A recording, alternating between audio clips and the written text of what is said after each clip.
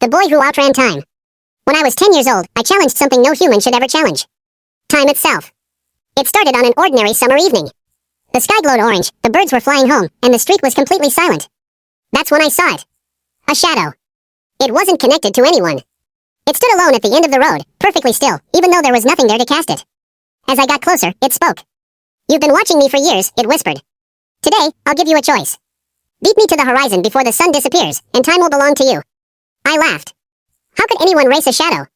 But the moment I took my first step, the shadow shot forward. So I ran. At first, everything looked normal. My feet slammed against the pavement, my heart pounded, and the wind rushed past my face. Then something strange happened. The birds stopped flapping their wings. Raindrops froze in the air like tiny diamonds. Leaves hung motionless between the trees. The faster I ran, the slower the world became. Soon, I couldn't hear anything, not my footsteps, not the wind, not even my own breathing. Only silence. Ahead of me, the horizon grew closer, even though I knew that should have been impossible. The sun seemed frozen just above the edge of the world.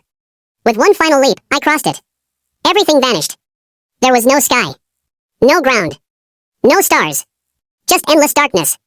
Then, one by one, giant clocks appeared around me. Thousands of them floated through the empty space. Some were made of gold, others of glass, others of clouds and lightning. None of them had numbers. Instead, each clock showed a different memory. One showed my first day of school. Another showed my grandparents before I was born. Another showed me as an old man, standing alone beneath a sky with 3 moons. Then I noticed something impossible. Every clock was ticking backward. Suddenly, the moon cracked into countless glowing pieces. Instead of falling, the pieces floated upward, becoming hundreds of smaller moons. Each one reflected a different earth. On one earth, fish swam through the clouds. On another, oceans flowed into the sky. On another, mountains walked across the land like giant creatures searching for a place to sleep. Then a voice echoed through the darkness. "You didn't stop time," it said. "You escaped it." The shadow stepped out of the darkness, but it was no longer a shadow. It was made of moving stars, galaxies, and endless clocks turning inside one another. "You were never racing me," it said. "You were racing every second you would ever live." It pointed behind me. I turned around. Every moment of my life was standing there at once, my childhood, my future, birthdays that hadn't happened yet, people I hadn't met, and places that didn't even exist. The shadow smiled. "No one can outrun time," it whispered. "But once every 1,000 years, someone can leave it behind." Everything exploded into white light. I opened my eyes. I was back on the same street. The sun was still in the exact same place.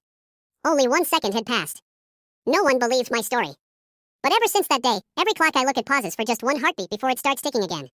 As if it remembers. The boy who outran T.